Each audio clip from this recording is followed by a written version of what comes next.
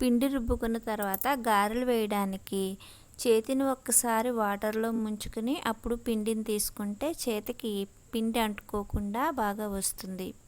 Hello everyone, welcome to Arunodaya veg kitchen. ఈరోజు వీడియోలో అమ్మవారి నైవేద్యం గారెల తయారీ విధానాన్ని ఈ వీడియోలో చూద్దాం. ఈ గారెలు అస్సలు నూనె పీల్చకుండా పర్ఫెక్ట్గా సాఫ్ట్గా కరకరలాడుతూ రావాలి అంటే ఈ విధంగా ట్రై చేసి చూడండి.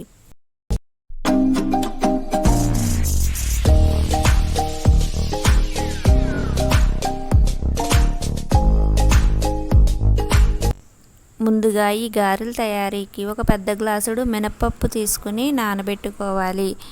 3 నుంచి 4 గంటలు ఈ మినపప్పు నానితే సరిపోతుంది.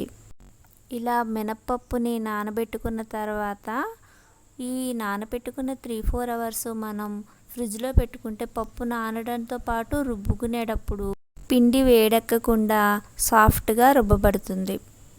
పప్పు ఈ విధంగా నానింది కదా, ఇప్పుడు దీన్ని శుభ్రంగా వాష్ చేసుకుని గ్రైండర్లో వేసుకుని రుబ్బుకోవాలి. దీనిలో వాటర్ ఎక్కువగా పోసుకోకూడదు, అవసరమైతే కొద్దిగా చిలకరించుకుంటూ ఉండాలి. వాటర్ ఎక్కువగా పోస్తే గారె వేసేటప్పుడు పల్చనైపోయి మీకు నూనె ఎక్కువ పీలుస్తుంది.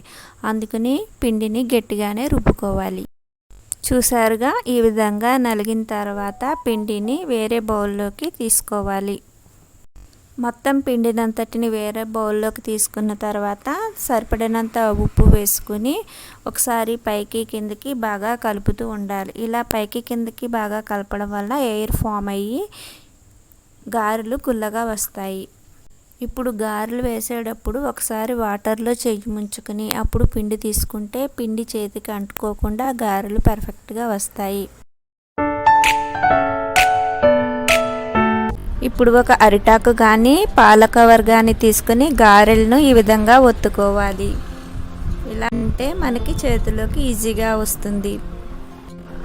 గారెలు వేయడానికి ముందుగా సరిపడినంత ఆయిల్ వేసుకుని కొంచెం నూనె బాగా వేడెక్కిన తర్వాత ఈ గారెలు వేసుకోవడం మొదలు పెట్టుకోవాలి. మొత్తం అన్ని గారెలను ఈ విధంగానే ఒత్తుకుంటూ వేసుకోవాలి. చూసారుగా ఎంత పర్ఫెక్ట్గా వచ్చాయో. అస్సలు కొద్దిగా కూడా వాటర్ పోయకుండా కొద్దిగా చిలకరించుకుంటూ ఈ విధంగా రుబ్బుకుంటే అస్సలు ఆయిల్ అనేది లాగకుండా గారెలు బాగా వస్తాయి. ఈ విధంగా గోల్డెన్ బ్రౌన్ కలర్లోకి చేంజ్ అయిన తర్వాత గారెలను వేరే ప్లేట్లోకి తీసుకోవాలి.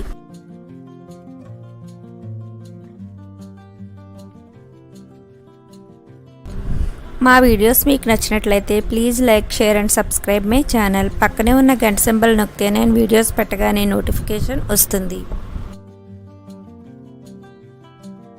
చూసారుగా, మొత్తం పిండినంతా ఇదే విధంగా వేసుకుంటే ఎంత రుచికరమైన గారెలు రెడీ అయిపోయాయి.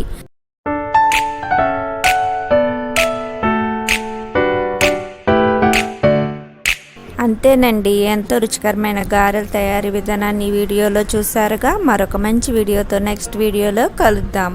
ఇందులో అల్లం పచ్చడి కానీ కొబ్బరి చట్నీ కానీ వేసుకుని తింటే చాలా టేస్టీగా ఉంటాయి.